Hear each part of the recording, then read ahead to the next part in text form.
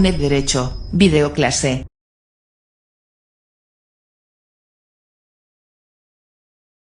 Lo que vamos a presentar, lo que van a ver ustedes, es, si fuera esto una ópera, sería la obertura de una serie de videoconferencias referidas a, como pone el título, a la parte general del derecho financiero y tributario. Ya saben ustedes que la obertura puede ser independiente, como fueron, por ejemplo, las oberturas de Fidelio de Beethoven, digo respecto del contenido de la propia ópera, o puede ser un resumen de la ópera, como puede ser entre las más famosas que hay, la de Carmen. Los temas principales que van a aparecer a lo largo de la ópera se refunden en la obertura. Yo voy a hacer lo mismo. Esta segunda versión es la que yo voy a intentar. Es decir, voy a resumir de una manera muy breve, muy rápida, muy sintética, lo que en distintas videoconferencias se van a ir desarrollando, cada uno de los aspectos o de las cuestiones que vamos a ver en esta sesión, que por otra parte pretendo que no sea excesivamente larga para no aburrirles demasiado, para que no les dé la tentación de tocar a la tecla y decir me voy a otra cosa, que esto es tremendamente aburrido. Empezamos con el concepto de derecho financiero. El derecho financiero es la parte del ordenamiento jurídico y en concreto del derecho público que trata del régimen de los ingresos y de los gastos públicos. Se trata entonces, en definitiva, de ver qué normas jurídicas son las que disciplinan tanto los ingresos que obtienen los entes públicos, y me estoy refiriendo a los entes territoriales, los más importantes, el Estado, las comunidades autónomas, los entes locales, como los gastos que realizan. A esto les sonará a ustedes. Por ejemplo, si ustedes han estudiado ya Hacienda Pública, dicen, pues se nos va a contar lo mismo que la Hacienda Pública. La Hacienda Pública también se dedica a los ingresos y de los gastos. Sí, pero no. La Hacienda Pública se preocupa de los ingresos y los gastos, pero se preocupa de las consecuencias económicas que produce la realización de ingresos o la obtención de ingresos por parte de los entes públicos y las consecuencias que para la economía en general tienen los gastos. De eso estamos hablando en los últimos tiempos, lo verán ustedes, si el Estado tiene que gastar, si tiene que invertir, si tiene que gastar en otro tipo de cuestiones. Nosotros no nos preocupamos exactamente de qué es lo que va a gastar el Estado, en qué se lo va a gastar, ni qué es lo que tiene que ingresar. Lo que estamos haciendo es ver el régimen jurídico que disciplina tanto los ingresos como los gastos. Lo vamos a ver un poco de momento. Por eso hay que distinguir el derecho financiero de la Hacienda Pública. También hay que distinguirla de otros ordenamientos, de otras ramas del derecho. Por ejemplo, el derecho administrativo. Buena parte del derecho tributario tiene muchas concomitancias, tiene muchas relaciones con el derecho administrativo. Toda la parte que se refiere a la exigencia de los tributos, que vamos a ver inmediatamente, pues tiene que ver con el derecho administrativo. Les sonarán a ustedes los conceptos de procedimiento, etcétera, etcétera. Luego, nosotros somos esto es una materia que podríamos denominar transversal, en el sentido de que utiliza conceptos que proceden de otras ramas del derecho. Por citarles a ustedes algún ejemplo del derecho mercantil, vamos a hablar de sociedades, entonces hay que saber exactamente qué es una sociedad, nos vamos a remitir entonces al derecho mercantil. Hablamos de personas físicas, nos vamos a remitir al concepto de personalidad en el ámbito del derecho civil, de la tributación conjunta. Si, por ejemplo, estuviéramos en el impuesto sobre las personas físicas, tendríamos que referirnos al concepto de familia también del derecho civil. Como verán ustedes, esto es por una parte es una materia estrictamente jurídica, pero por otra parte tiene concomitancias con otras ramas del derecho.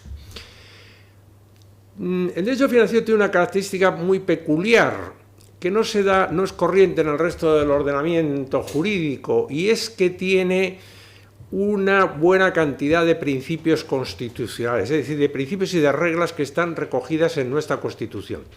Piensen ustedes que, por ejemplo, el parlamentarismo nació precisamente por ocasión de la exigencia de los tributos. El rey tenía que pedir permiso a las Cortes, por muy poco representativas que fueran en la Edad Media o en la Edad Moderna, tenía que pedirles permiso para obtener ingresos, para obtener tributos, normalmente para pegarse de tortazos con otros reyes o para defender causas que le importaban muy poco al pueblo. Piensen ustedes, por ejemplo, en el emperador Carlos, que lo que quería era ser emperador del Sacro Imperio Romano, y de lo que se trataba era de comprar a los electores. Como no tenía dinero, se lo tuvo que pedir a las cortes de los reinos que le pertenecían. Bueno, pues en nuestra Constitución existen una serie de principios. Se puede hablar incluso de una constitución financiera, como no se puede hablar de constitución tributaria o de constitución del derecho mercantil. Nosotros sí que tenemos eso. Muy rápidamente existen en nuestro ordenamiento constitucional principios de carácter material y principios de carácter formal. Los de carácter material son muy conocidos, los saben todos ustedes. El ordenamiento tributario, el sistema tributario tiene que estar informado por los principios de igualdad, de generalidad, de progresividad, de no confiscatoriedad, todos recogidos en nuestra Constitución. También en el ámbito del gasto público existen unos principios de economía y eficiencia, al que después me referiré, incluso el de estabilidad, también recogido en nuestra Constitución.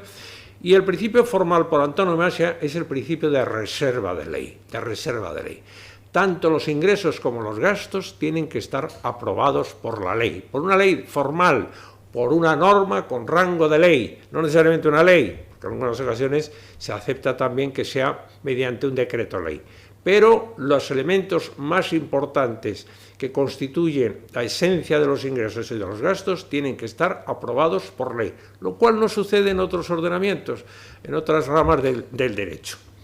Dicho esto, vamos a ver entonces rápidamente, muy rápidamente, en qué consisten los ingresos públicos y en qué consisten los gastos públicos, o qué es lo que vamos a estudiar dentro de cada una de estas dos categorías. Si empezamos con los ingresos públicos, verán ustedes que tienen ahí tres tipos de ingresos: los ingresos patrimoniales, los ingresos procedentes del endeudamiento y los ingresos tributarios. De todos estos tres tipos de ingresos solamente me voy a preocupar de desarrollar un poco los derechos tributarios, pero antes voy a decir dos cosas muy breves sobre otro tipo de ingresos, los patrimoniales y los procedentes del endeudamiento. Por lo que se refiere a los ingresos patrimoniales, los entes públicos, el Estado, las comunidades autónomas, los ayuntamientos, se pueden comportar como los particulares. Tienen ingresos procedentes de bienes que les pertenecen de forma particular. Imagínense ustedes un inmueble que pertenece a un ayuntamiento y que lo alquila. Está obteniendo un ingreso exactamente igual que si fuera un arrendador privado. Imagínense ustedes el Estado que participa, antes participaba mucho más, ahora ya menos, cada vez menos, pero el Estado era accionista de unas grandes sociedades. Hubo un tiempo que era el máximo accionista, por ejemplo, de Iberia, o el máximo accionista de la compañía que distribuía el tabaco, de Tabacalera, o era el máximo accionista de la sociedad que tenía el monopolio de distribución del petróleo, CAMSA. Bueno, pues los ingresos que procedían de su condición de accionista, es decir, los dividendos, eso se podían incluir entre los ingresos patrimoniales. Luego tenemos los ingresos del endeudamiento. Bueno, ¿qué decirles a ustedes? Son los procedentes de la deuda pública. La deuda pública que ha crecido exponencialmente en los últimos años. Es curioso, porque la deuda pública, cuando explicábamos la tipología de los ingresos, siempre estaba incluida dentro de los ingresos de carácter extraordinario. Hablábamos que los ingresos ordinarios tributarios y los ingresos extraordinarios eran el típico caso del endeudamiento. Hoy día ya no se puede decir. Es imposible pensar que los entes públicos puedan vivir sin endeudarse. Lo único que hay que pedirles es que se endeuden poco. Que se endeuden poco, a pagar los pocos intereses, y para que puedan pagar pocos intereses nuestros hijos y nuestros nietos. Se comporta como un deudor normal y corriente, a pesar de que tiene ciertos privilegios. La verdad es que los entes públicos no suelen utilizarlos por una razón muy sencilla, porque los ingresos procedentes del endeudamiento son fundamentalmente de carácter voluntario, es porque alguien le quiere prestar dinero al ente público, al Estado, a las comunidades autónomas. Si no se lo quiere prestar, no se lo presta. Claro, si el Estado no cumple con las obligaciones correspondientes, o el que presta piensa que puede correr riesgo tanto la cantidad que ha prestado como los intereses que va a percibir, pues digamos que se retraerá. Y por lo tanto, aunque teóricamente los entes públicos, sobre todo el Estado, se encuentran en una situación, digamos, de privilegio, la verdad es que el ámbito del endeudamiento lo utiliza bastante poco, porque pasaría una vez, pero nada más. El caso típico, el caso que se conoce de la declaración de quiebra del Estado, vamos, del Estado, de la Nación, en épocas de Felipe II, de Carlos V, no se volvería a repetir ahora. Cuando de repente Carlos V o Felipe II dijeron que no vendía, que no pagaban ni una sola de la deuda que debían, que la repudiaban, eso hoy día es absolutamente impensable. Pasaría una vez y no pasaría ninguna otra vez. Bueno, como ya les digo, es mucho más interesante desde el punto de vista jurídico hablar de los ingresos tributarios.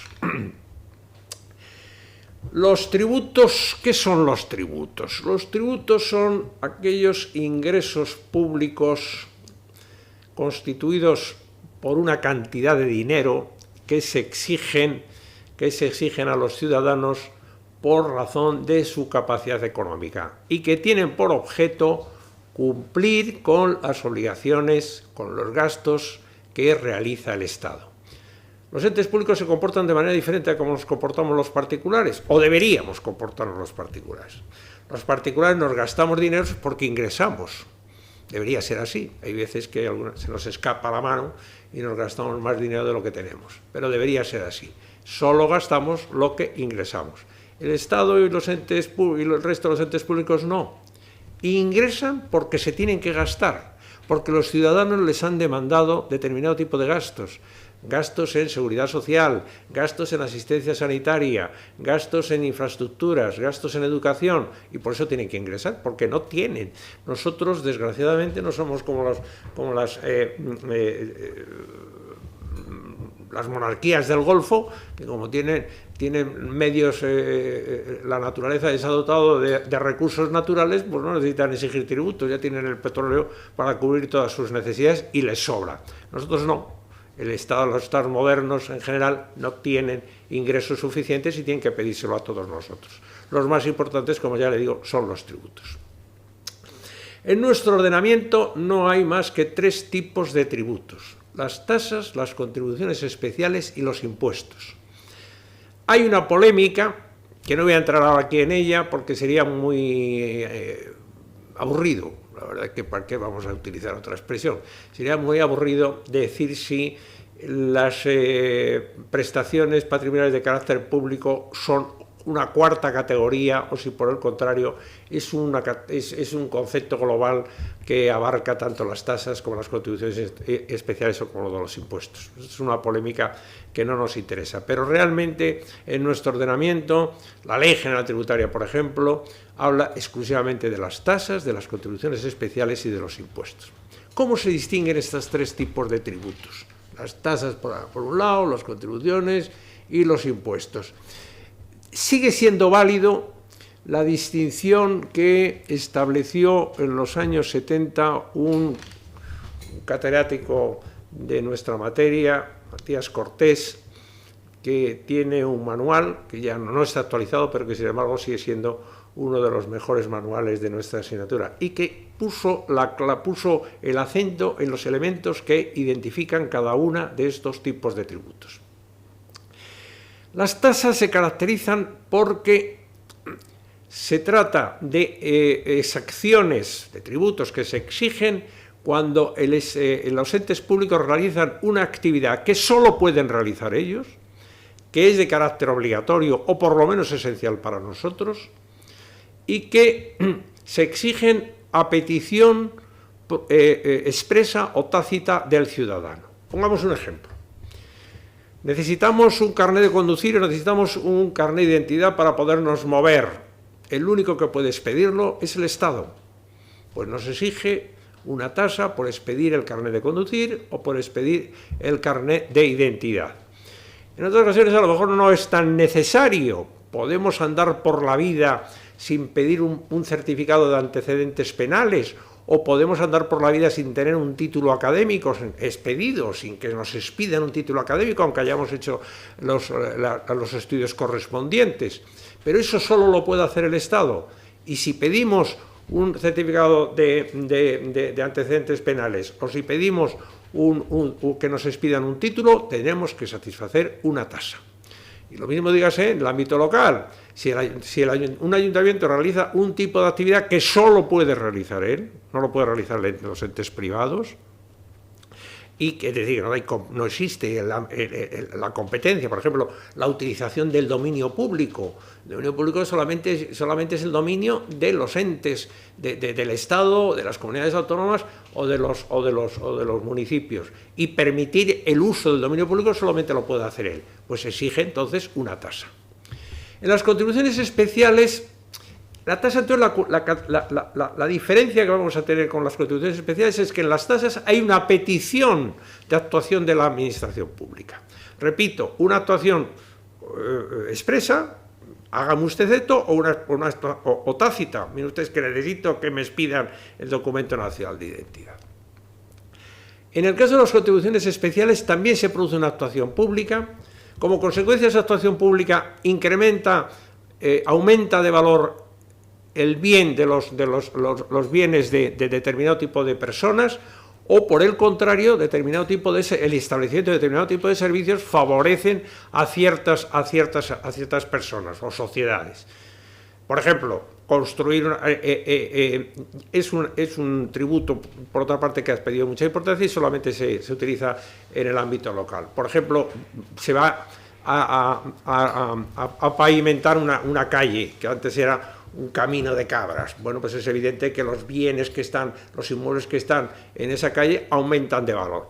El ayuntamiento tiene derecho a pedir una contribución especial, es decir, a que los propietarios de los terrenos, de los inmuebles que están en esa calle, satisfagan parte de lo que cuesta asfaltar o pavimentar esa calle. En un momento determinado, en un ayuntamiento no existe el servicio de bomberos, se va a establecer el servicio de bomberos.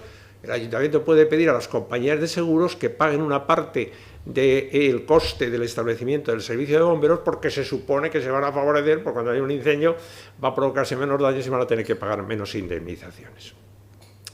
Y en el caso de los impuestos, que son los tributos más importantes, aquí simplemente se exigen porque se produce un hecho, una circunstancia establecida en la norma que hace que nazca la obligación de contribuir. Y aquí no hay intervención de la Administración en absoluto, simplemente porque se realiza el hecho previsto en la norma, se exige el impuesto, por el hecho de obtener una renta, por el hecho de vender una vivienda, por el hecho de realizar una actividad económica.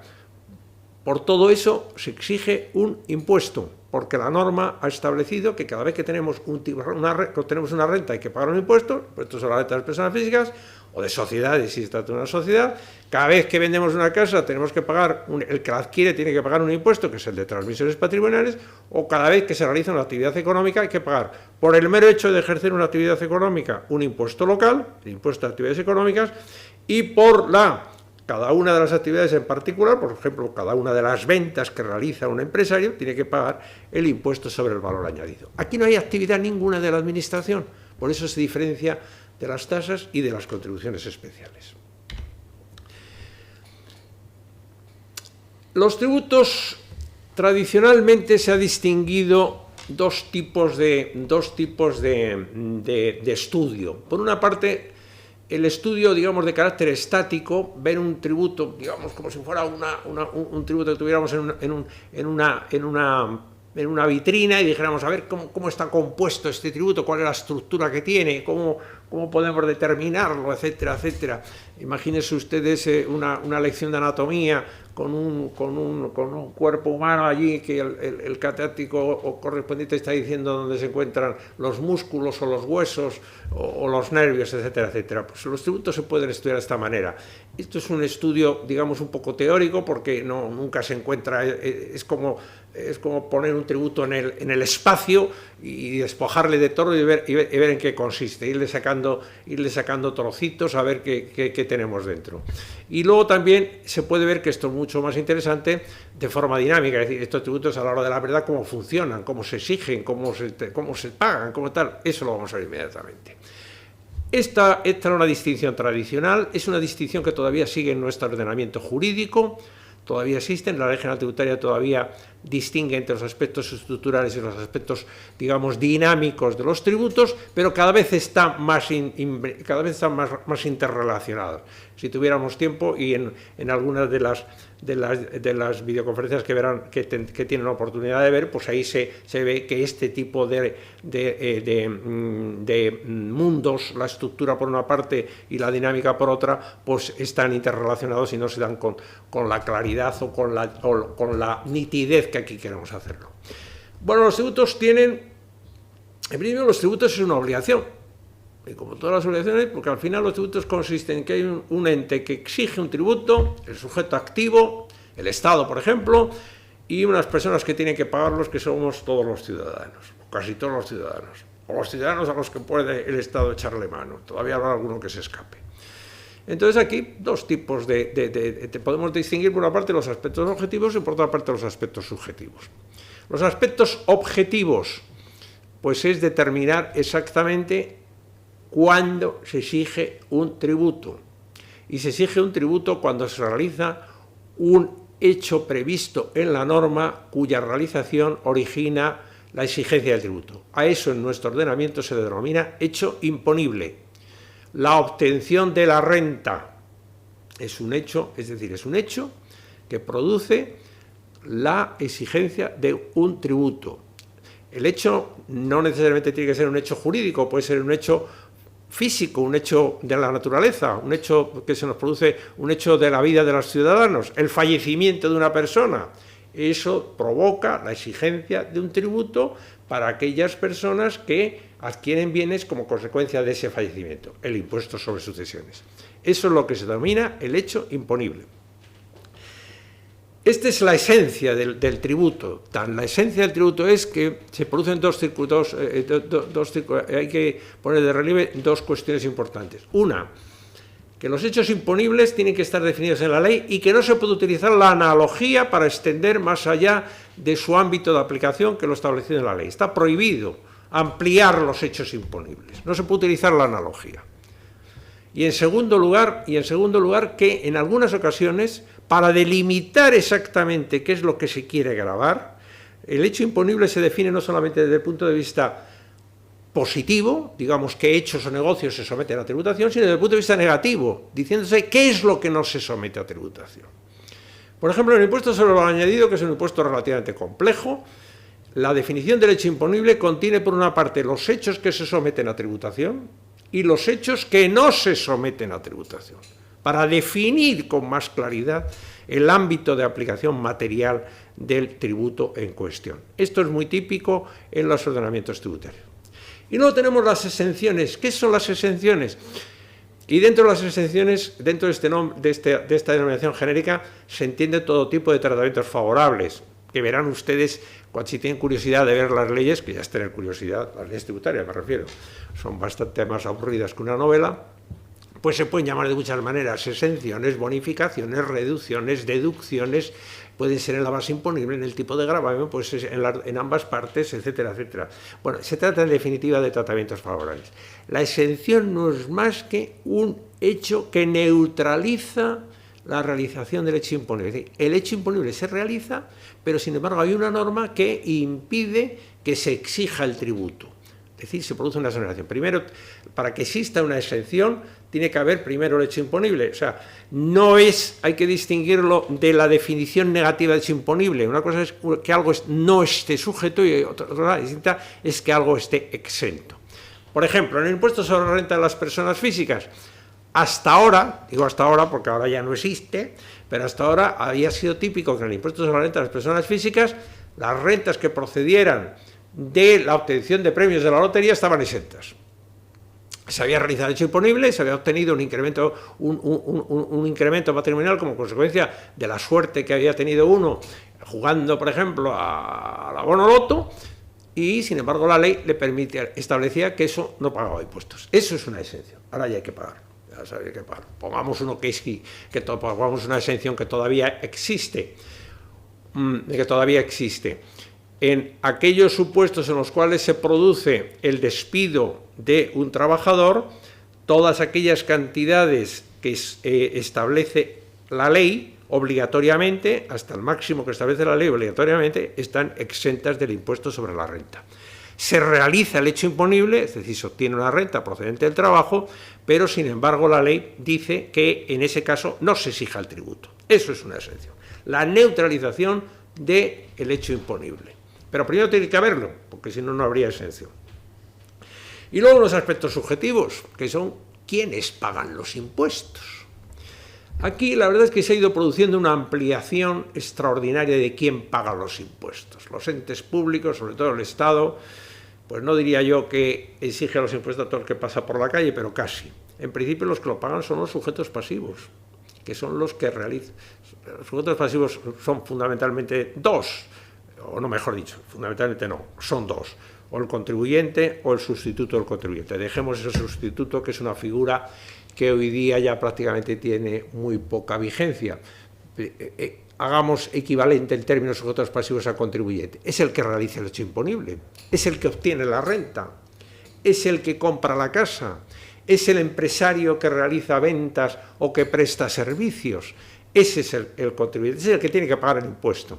Pero luego el ordenamiento tributario establece otro número de personas que tienen también que pagar los impuestos porque se encuentran en una situación de relación con el sujeto pasivo determinada. Por ejemplo, y citando muy rápidamente, los sucesores. Si una persona ha fallecido, los herederos tienen que pagar el impuesto que debía el fallecido. Una persona fallece, por ejemplo, el día 30 de noviembre, al año siguiente, sus herederos tendrán que pagar el impuesto correspondiente a la renta que obtuvo de enero a noviembre la persona que ha fallecido. Los sucesores son también entonces unos obligados. Y en otras ocasiones están también los responsables, que son personas que se encuentran en una relación determinada con el contribuyente y tienen que terminar pagando su impuesto. Bien de forma solidaria, es decir, a la misma altura que el sujeto pasivo, o bien de forma subsidiaria. Por ejemplo, los administradores de unas sociedades tienen que pagar el impuesto de la sociedad si la sociedad no lo paga. La ley establece que entonces serán pagados por los administradores, por citarles a ustedes un solo ejemplo. Vayamos. Luego esto se ha ido complicando. En principio, cuando hablamos de tributos, hablamos de la cantidad que hay que satisfacer por la realización del hecho imponible. A eso la ley lo llama la obligación tributaria principal. La cuota del impuesto sobre la renta, la cuota del impuesto sobre sociedades, la cuota del impuesto sobre transmisiones patrimoniales o sobre el impuesto sobre sucesiones. Eso es lo que se llama la obligación tributaria principal. Pero luego pueden ir acompañados de otro tipo de prestaciones, Ahí verán ustedes que he puesto, hay tres tipos de prestaciones. Por un lado están las prestaciones accesorias, que son siempre de carácter, que son siempre cantidades de dinero, el pago de cantidades. Son, por ejemplo, las cantidades que se pagan cuando uno se retrasa en el pago del impuesto, los intereses de demora. O son, cuando lo vamos a ver ahora mismo, cuando se paga el impuesto de manera forzosa, son los recargos del procedimiento de apremio. A todo eso se le llama prestaciones accesorias. Realmente no hay más que tres. Los intereses de demora, que es el retraso del pago, los recargos por pago extemporáneo, de carácter voluntario. Una persona paga el impuesto sobre la renta más tarde de lo debido, sin que le requiera la administración. Tenemos hasta el 30 de junio todos los años, pues lo paga, deja pasar 3 días o 4 días, tiene ya que pagar un recargo por pago extemporáneo. O los pagos en el periodo ejecutivo, es decir, cuando la administración, como no le han pagado voluntariamente, se va contra el ciudadano para que se lo paga de forma forzosa. Todos lo hemos visto. Si no hemos pagado una multa de tráfico, resulta que nos llega a nuestra casa la multa con un recargo por no haberla pagado voluntariamente. Y además nos perseguirán nuestro patrimonio para que paguemos esa multa de tráfico que no quisimos pagar en su momento. O que no pudimos, o que no quisimos, o que nos notificaron, vaya, pueden darse muchísimas circunstancias. Luego están las sanciones, que realmente no forman parte de los tributos, sino que forman parte de, digamos, el poder sancionador que tienen los entes públicos. De igual manera que se cometen infracciones en otros ámbitos del ordenamiento jurídico, en materia urbanística, en materia de medio ambiente, en materia de tráfico, en materia de construcción, etcétera, etcétera, y se exigen unas sanciones, pues también en el ámbito tributario se cometen unas infracciones y se exigen unas sanciones. En la Ley General Tributaria del año 1963 se incluía dentro del ámbito tributario y de forma correcta ya a partir del año 2003 las sanciones no forman parte de las obligaciones tributarias. Se pueden añadir a las obligaciones tributarias, pero no son propiamente obligaciones tributarias.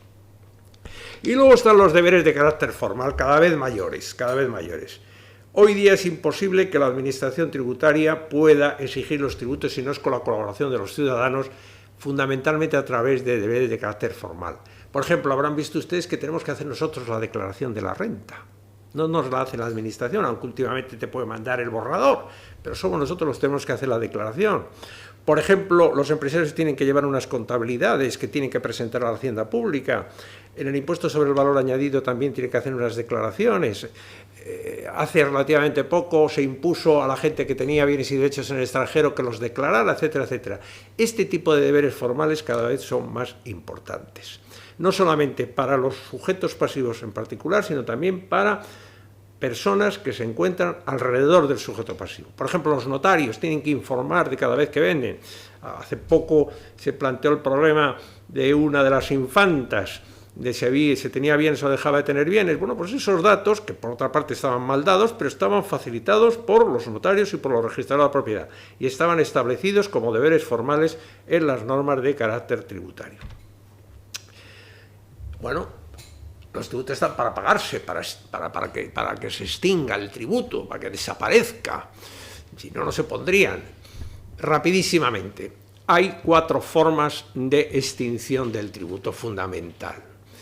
El tributo o bien se paga, o prescribe la obligación de pagarlo, o se compensa con deudas que tenga la administración con el que debe pagar el tributo, o se perdona, se condona.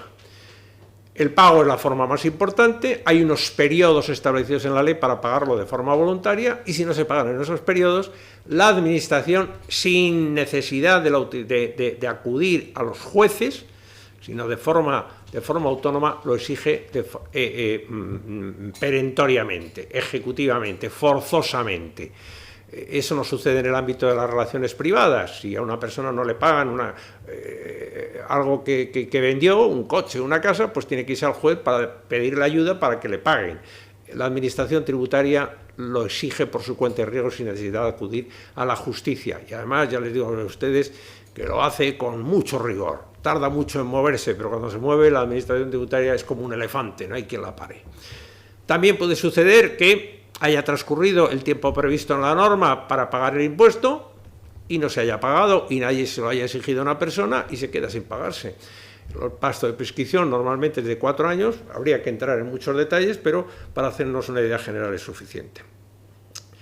La compensación, la administración también debe dinero a los ciudadanos en algunas ocasiones, por ejemplo, en el caso de la realización de obras públicas, pues debe a las personas que están realizando la obra pública, etcétera, etcétera.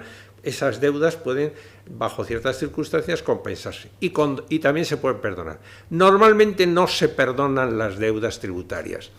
Hay unos perdones automáticos, pero se refiere fundamentalmente a las sanciones cuando el ciudadano se conforma con lo que dice la administración y en algunos pequeños supuestos en los cuales es tan pequeña, en algunos supuestos en los cuales es tan pequeña la cantidad que hay que pagar que no merece la pena poner en marcha todo el mecanismo administrativo para exigir los tributos. Bueno, ya les he dicho que los tributos se mueven, hay que exigirlos y se exigen y se exigen a través de una serie de procedimientos. Lo primero que tenemos que decir, por eso tengo ahí puesto lo de características generales, es que en la aplicación de los tributos, a pesar de que parece que nos encontramos en una situación parecida a la que sucede en el ámbito de los procedimientos administrativos, sin embargo, tiene unas características especiales que le hacen diferente completamente a los procedimientos administrativos. La primera de ellas es que cada vez intervienen más los ciudadanos. Cada vez intervienen más los ciudadanos en la aplicación de los tributos. De tal manera que en algunas ocasiones solamente son los ciudadanos. Imagínense ustedes la exigencia del impuesto sobre la renta. ¿En qué consiste? Pues no consiste más que en hacer una declaración diciendo que hemos ganado durante un año y si nos sale positivo, ingresarlo en una cuenta bancaria y se acabó la historia. No hemos visto a la administración por ningún sitio. Últimamente la hemos visto porque nos da los datos para que hagamos con más facilidad nuestra declaración tributaria, pero no aparece por ningún sitio.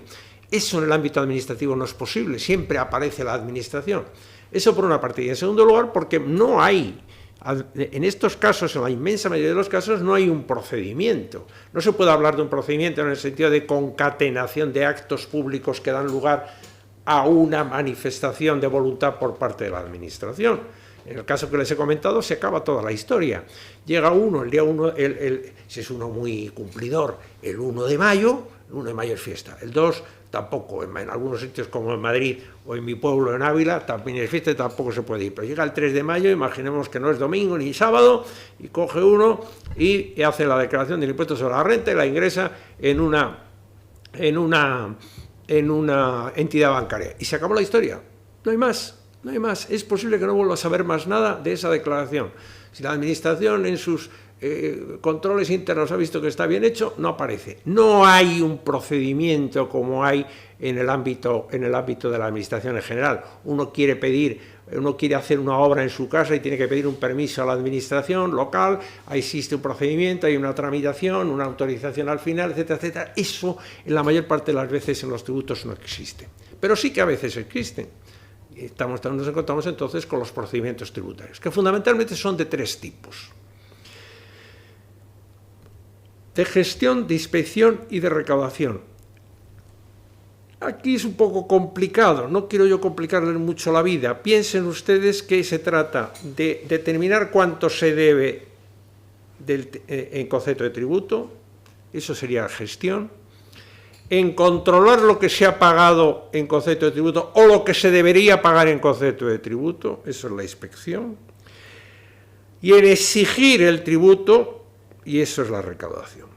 Claro, exigir el tributo solamente en el caso en que no se haya exigido voluntariamente. Por lo tanto, cuando hablamos de recaudación, estamos pensando fundamentalmente en la exigencia coactiva del tributo. Y los órganos de recaudación se preocupan fundamentalmente de exigir el tributo de forma coactiva, salvo algunos supuestos peculiares que no tiene sentido contarles aquí a ustedes en esta visión general que estamos dando.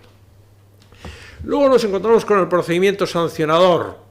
Ya hemos dicho antes que al cumplir los tributos, al exigirse los tributos, se puede haber cometido infracciones tributarias. La ley actual, con buen criterio, distingue los que son auténticos procedimientos tributarios, por ejemplo, la liquidación del tributo, la comprobación de la corrección del pago del tributo o la exigencia del tributo, con las infracciones que se hayan podido cometer. De tal manera que estos dos procedimientos, los tributarios y los procedimientos sancionadores, se hacen, si bien de forma paralela, pero de forma diferente. Hay dos procedimientos distintos, con características diferentes y con consecuencias diferentes. Normalmente son paralelos, pero tienen la diferencia de que en este caso se trata del ejercicio del poder sancionador de los entes públicos. Y luego, cuando hablamos de procedimientos de revisión que tienen ustedes aquí al final, pues digamos que los tributos pueden ser mal aplicados. Y entonces hay que intentar buscar la manera de resolver esa mala aplicación. La revisión se puede producir o bien porque la administración se da cuenta de que ha metido si me permiten ustedes la expresión coloquial, la pata, y hay que resolver el problema. Son, por ejemplo, aquellos supuestos de nulidad de pleno derecho. Resulta que el tributo se ha exigido sin seguir modo alguno el procedimiento establecido, pues eso se revisa sin necesidad de ningún tipo de actuaciones por parte de los ciudadanos y se resuelve la cuestión. Por ejemplo, se ve que se ha cometido un error material, pues también se subsana ese error material sin ningún tipo de problemas. Pero la revisión se produce normalmente a través de la vía de los recursos que tienen los ciudadanos. Los ciudadanos, cuando ven que los tributos están mal aplicados, tienen las posibilidades de recurrir las actuaciones de la Administración. Estos recursos son peculiares del derecho tributario. En algunos casos se parecen a los del derecho administrativo en general, pero los más importantes son peculiares del derecho tributario y son las reclamaciones económico-administrativas, que no podemos detenerse en ellas. Simplemente decirles que los órganos están servidos por funcionarios que no tienen nada que ver con los que realizan los procedimientos tributarios de gestión, inspección y de recaudación. Son diferentes. Pertenecen, digamos, a la misma familia, pero no son los mismos, sino que o están en un tribunal económico administrativo, están recaudando, están inspeccionando, pero no pueden estar simultáneamente en los dos sitios, lo cual no es habitual en el ámbito de la Administración. Y ya vamos a decir dos palabras sobre los gastos públicos. Los gastos públicos que nos interesa no es, o mejor dicho, cuando vamos a hablar de los gastos públicos en el ámbito del derecho financiero, no nos estamos preocupando en qué se gasta el dinero el Estado o las comunidades autónomas. Esas son cuestiones que se afectan a otros ámbitos, bien de la economía, bien de la sociología o bien incluso del derecho, pero no del derecho financiero y tributario. Nosotros realmente cuando nos preocupamos de los gastos públicos nos estamos preocupando del aspecto formal de la en realización de los gastos públicos. Hay unos principios constitucionales mucho más etéreos que en el ámbito del derecho tributario, de los tributos, por la sencilla razón de que en el ámbito de los gastos públicos no existe, en nuestro ordenamiento no son normas interrelacionales como existe en el ámbito tributario, sino que aquí, si no hay un gasto, salvo excepciones, no hay un contrario que pueda exigirle a la Administración que se gaste los dineros en hacer una carretera o en hacer un colegio. Se puede protestar en la calle, pero no hay una obligación jurídica de hacerlo y, por lo tanto, estos principios son mucho más etéreos. Los de eficiencia, economía y estabilidad están expresamente recogidos en la Constitución española y el principio de estabilidad incluso está desarrollado por leyes ordinarias que establecen en cuándo se cumple o cuándo no se cumple este principio. Y como ya les digo, ya para ir terminando, nosotros no nos preocupamos más que del aspecto procedimental de los gastos públicos, cómo se aprueban y cómo se van gastando. Y a eso se dedica el presupuesto. Y en el presupuesto se pueden distinguir claramente tres fases. La preparación del presupuesto, que eso lo hace el Poder Ejecutivo, el Gobierno en el caso del Estado, el Consejo de Gobierno en el caso de las comunidades autónomas o el Ayuntamiento en el caso de las corporaciones locales o la Diputación. Quien lo aprueba es el Legislativo, las Cortes en el caso del Estado, tanto el Congreso como el Senado, y quien lo controla. Y hay tres tipos de controles. Hay un control interno, que es el control que lleva a cabo la intervención. Hay un control externo, que es el que lleva a cabo el Tribunal de Cuentas o los entes equivalentes de las comunidades autónomas, los tribunales de cuentas o los consejos de cuentas de cada una de las comunidades autónomas. Y luego hay un control del legislativo una vez que se ha finalizado el presupuesto, una vez que se ha cerrado definitivamente el presupuesto, que se ejerce mediante la aprobación de lo que se denomina la cuenta general, en el caso del Estado, la cuenta general del Estado. Así que, por lo tanto, el control es triple.